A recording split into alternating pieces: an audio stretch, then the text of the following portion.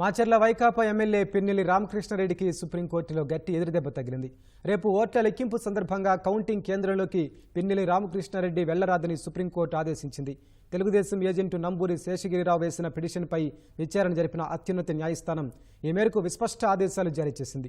Polling రోజు EVM ధ్వంసాన్ని అడ్డుకోబోయిన తనపై పిన్నెల్లి నేతృత్వంలో వైకాపా మోక విచక్షణరహితంగా దాడి చేసి తల పగలగొట్టారని పిటిషన్లో శేషగిరిరావు పేర్కొన్నారు.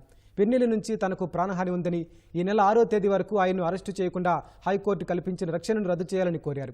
పోలింగ్ రోజు ఈవీఎం ధ్వంసాన్ని ప్రశ్నించిన పాలవాయి గేట్ గ్రామానికి చెందిన మహిళలపైన పిన్నెల్లి రామకృష్ణారెడ్డి దురుసుగా ప్రవర్తించారని వివరించారు.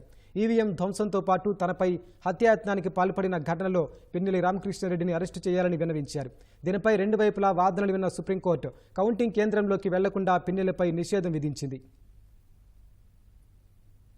పిటిషన్ కూడా ఈరోజు కోర్టులో విచారణ జరిగింది. ఆ విచారణ జరిగినప్పుడు ఇలాంటి కేసుల్లో ఇలాంటి ఆర్డర్లు ఇవ్వటాన్ని గురించి కొంచెం డిస్కషన్ సుప్రీంకోర్టులో ఆర్గ్యుమెంట్స్ జరిగినప్పుడు సుప్రీంకోర్టు చాలా తీవ్రంగా స్పందించి ఇలాంటి కేసుల్లో చాలా స్ట్రింజెన్స్గా ఉండాలా, అతను పిన్నెల్లి రామకృష్ణారెడ్డి కౌంటింగ్ స్టేషన్లకు ఆ పరిసరాలకు వెళ్లకుండా ఉంటారని చెప్పి అండర్టేకింగ్ ఇచ్చేటట్టయితే రేపు 6 వరకు మేము ఇంటర్ఫీర్ కాము అదర్వైజ్ అనేటువంటి ఆలోచనలో వ్యక్తం చేసిన తర్వాత వాళ్ళు పరిసరాలకి సుప్రీంకోర్టు కౌంటింగ్ సెంటర్కి వెళ్ళాలని చెప్పేసి చెప్పడం జరిగింది.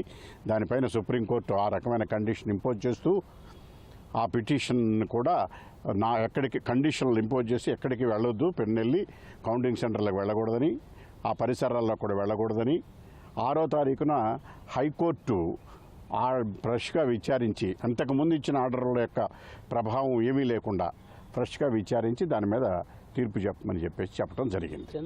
వాళ్ళు ఎంతసేపు దానిలో ఉన్న టెక్నికాలిటీని తీసుకుని కోర్టుని పక్కదారి పట్టించడానికి ప్రయత్నం చేశారు. వీడియోలో అన్నీ కూడా కోర్టు చూసిన తరిమిలా కూడా ఇది ప్రజాస్వామ్యంలో మోకరీ అయిపోతుందని చెప్పేసి కోర్టు కూడా సుప్రీంకోర్టులో న్యాయమూర్తులు చాలా తీవ్రంగా పరిగణించడం జరిగింది. హైకోర్టులో ఆ బెయిల్ మెయిన్ పిటిషను తేల్చమని 6వ తారీఖున తేల్చమని చెప్పి ఉత్తర్వులు ఇచ్చింది. దాని ప్రకారం హైకోర్టులో జరుగుతుంది. Okay, thank you.